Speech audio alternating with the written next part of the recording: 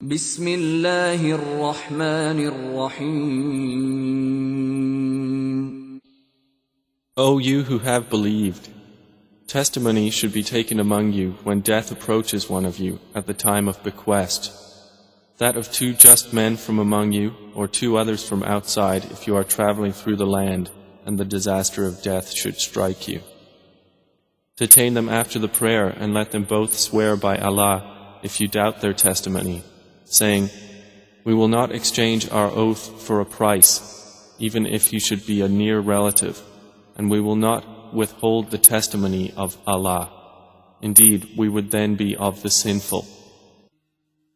And on the day when He will gather them, it will be as if they had not remained in the world but an hour of the day, and they will know each other. Those will have lost who denied the meeting with Allah and were not guided. The ones whom the angels take in death, being good and pure, the angels will say, "Peace be upon you. Enter paradise for what you used to do." For such is the state of the disbelievers, until, when death comes to one of them, he says, "My Lord, send me back, that I might do righteousness in that which I left behind." No, it is only a word he is saying, and behind them is a barrier until the day they are resurrected. The day they see the angels, no good tidings will there be that day for the criminals, and the angels will say, "Prevented and inaccessible." And he to whom we grant long life we reverse in creation. So will they not understand?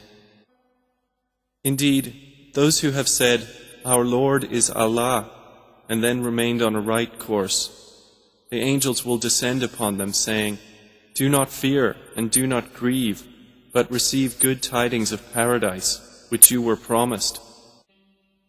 And we have enjoined upon man, to his parents, good treatment.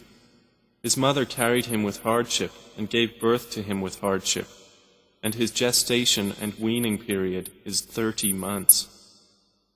He grows until, when he reaches maturity and reaches the age of 40 years, he says, "My Lord, enable me to be grateful for your favor which you have bestowed upon me and upon my parents, and to work righteousness of which you will approve, and make righteous for me my offspring. Indeed, I have repented to you, and indeed I am of the Muslims."